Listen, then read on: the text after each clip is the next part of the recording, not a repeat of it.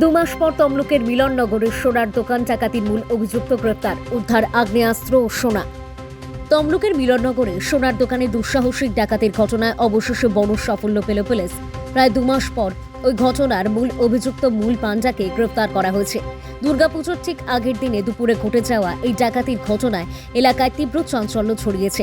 Police সূত্রে জানা গেছে, ঘটনার দিন মিলননগরের একটি সোনার দোকানে ঢুকে দুষ্কৃতীরা আগ্নেয়াস্ত্র দেখিয়ে দোকানের কর্মীদেরকে ভয় দেখায় এবং বিপুল পরিমাণ সোনা লুট করে চম্পট দেয়। ঘটনার প্রায় 4 দিন পর পুলিশ 3 জন দুষ্কৃতীকে গ্রেপ্তার করতে সক্ষম হলেও মূল অভিযুক্ত মূল পাঞ্জা দীর্ঘদিন ধরেই পুলিশের নাগালের বাইরে ছিল। দীর্ঘ তদন্ত ও গোপন সূত্রে খবর পেয়ে আগ্রা উত্তরপ্রদেশের গাজিয়াবাদ এলাকা থেকে 2 পাঞ্জাকে গ্রেপ্তার করে পুলিশ।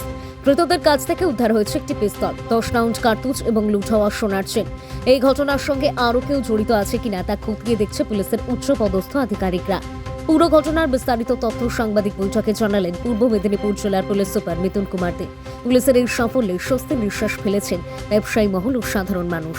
22শে সেপ্টেম্বর আপনারা জানেন যে তমলুক থানার অন্তর্গত মিলনবাজার এলাকায় একটা ঘটনা ঘটেছিল, সোনার দোকান যেটা আদি মহাপ্রভু জুয়েলার্স, সেখানে একটা সকাল 10টা নাগাদ একটা ডাকাতির ঘটনা ঘটে। সেটাতে পরবর্তীকালে পুলিশ খুব দ্রুত দুজনকে অ্যারেস্ট করে, পাপাইত্য বাগ এবং দিলীপ মাইতি।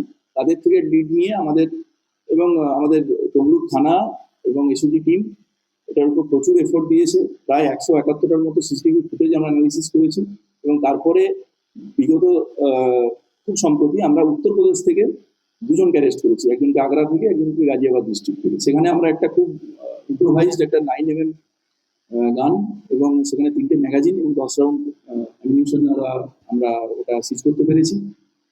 এদের মধ্যে একজনকে আমরা পুলিশ রিমান্ডে নিয়েছি আর একজন ট্রানজিটে অন হয়ে আছে, তাকে আমরা কালকে কোর্টের কাছে ফরওয়ার্ড করবো। আর এক্ষেত্রে যেটা মোটামুটি আমাদের এখন পর্যন্ত রিকভারির ট্যালিটা যেটা গেছে, প্রায় 160 গ্রাম সোনা আমরা রিকভারি করতে পেরেছি, যেটাকে আমরা এসওপি মেনটেন করে টিআই প্যারেডের মধ্য দিয়ে আমরা যিনি মালিক তাকে আমরা এটা ফেরত করবো, সেই প্রসেসটা চলছে।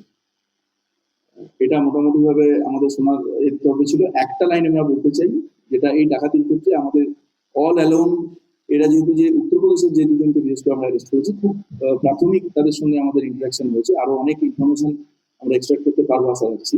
তো এরা কিন্তু অল অ্যালোন এদের ফোনগুলো সুইচ অফ ছিল, আর তৎসত্ত্বেও কিন্তু আমাদের যে এসওজি সেল এবং আমাদের আইসি তমলুকের নেতৃত্বে তমলুক থানার যে টিম, তারা কিন্তু এদেরকে zero down on the location এবং ওদেরকে আমরা অ্যারেস্ট করতে পারি। এটা আমরা মনে করি যে এটা একটা খুব আমাদের পূর্ব মেদিনীপুর পুলিশ ডিস্ট্রিক্টে একটা বড় সাফল্য। Thank you.